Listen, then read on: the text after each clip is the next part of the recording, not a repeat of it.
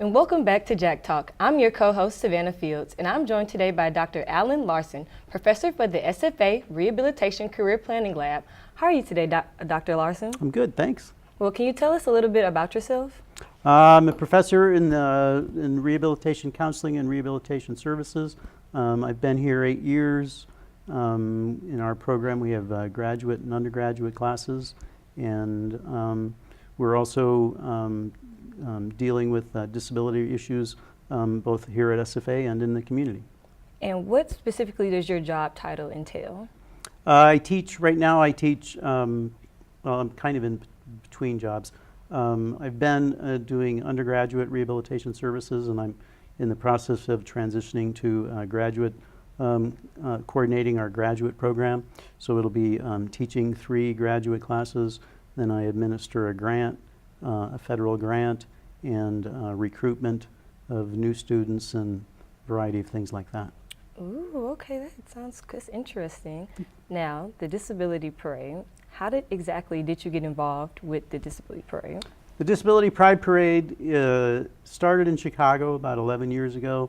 I'm from near Chicago, a town called Joliet, and I became aware of it probably 3 or 4 years ago, the Chicago Parade on YouTube, and I thought it was a really fascinating thing and a really wonderful thing to have people with disabilities declare pride in themselves in a joyous and public way, and what's more joyous than a parade. And so I wanted to bring something like that here to our local community. And it took a few years for us to kind of get behind the idea. I chair the Mayor's Committee on People with Disabilities, and we're the one that are sponsoring the parade. And so we've been working on this from the beginning, probably about 1.5 years or so, but most intensely over the last 6 months, and then just this last month has been pretty crazy. And what exactly do you do for the parade? Right now, well, what we've been doing is outreach, trying to get groups of people either with disabilities or agencies in town or businesses that deal with people with disabilities, and try and get as many of those folks recruited as possible to get involved in the parade. And so we're trying to, and promoting the mission of the parade and promoting just really, it's kind of boils down to just disability awareness, you know, that sort of thing. Okay, and in the paper I saw, it said that it was about the Disability Parade, and it was saying, like, I forgot what, it said something, but like, what exactly is it? We're going to have about, I think we're going to have about 200 people.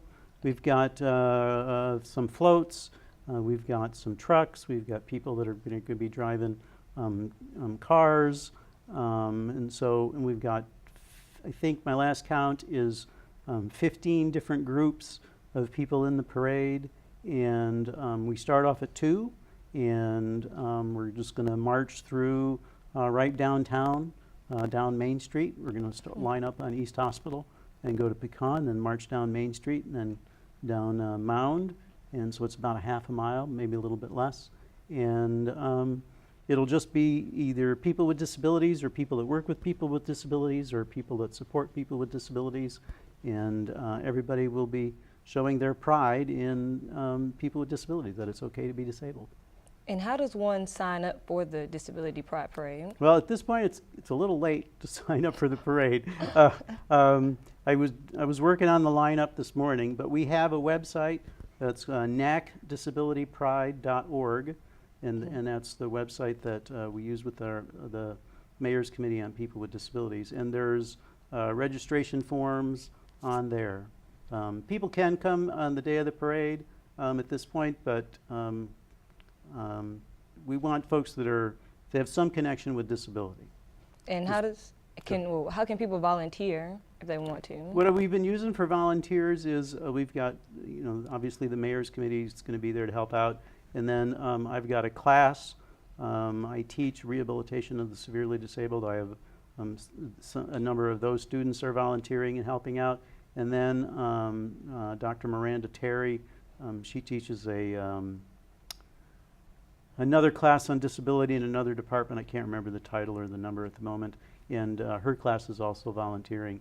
And so we're using students as volunteers. Students make wonderful volunteers. So is it just like you can be a student or you can be just in the community just volunteering? It doesn't Right. matter. Yeah. That's good. And so how did organizing this event happen? I know you said you've been working on it for a year, but Right. how did it actually just, like how did you start it off and how did it get put together?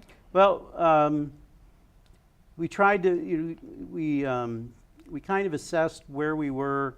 We have a pretty dynamic mayor's committee with people with disabilities. We already put on a sports day out event every fall, and so we knew we could put on an event, and so it was deciding to put on another event. And then what we did is we, because it was a new event and we wanted to create awareness, we created contests like poster, essay, and photo contests, and then we distributed those contests. We were trying to attract kids, and so we distributed those. We made a flyer and we distributed that flyer to the various schools to try and get the kids involved. And then the class that I have, one of their assignments is to contact local agencies, and so part of the assignment when they contacted local agencies, there was some class-related stuff, but the other part of the assignment was to let them know about the parade and potentially recruit them into the parade. And then the last part of it was to get various student clubs or departments here on campus that deal with people with disabilities and recruit them into the parade. And we got a handful of those, 1, 2, 3, 4. I'm still waiting on one, so 3 or 4, something like that. Wow, that's great. Yeah. And actually, what will be featured after the parade? Oh, after the parade, so the parade's at 2, and then at 3 until 5, we're going to go down below downtown there in Festival Park, Festival Plaza, where the gazebo is down there, and it's just a picnic. It's just a bring your own picnic, and we're going to be giving out some awards. The mayor's going to do a proclamation. We've got a special needs cheer team that's going to be in the parade, and I believe they're going to do a demonstration. That group is run by one of our SFA cheerleaders, and so we have events like that, and it's just going to be a fun, let's celebrate ourselves and let's have a good time because we just had a parade kind of event. And what is the mission statement of the parade? Oh gosh, I should know that by heart, but I don't think I remember it exactly. Basically, it's to empower people with disabilities, to bring disability awareness to this community, and to promote inclusion overall for people with disabilities in our local community. That's such a wonderful mission statement. Well, thank you for joining us. And coming up next, we're bringing back Chaz with more sports as he takes on talks to offensive coordinator for the Lumberjack football team. You won't want to miss it, so stay tuned for more Jack Talk.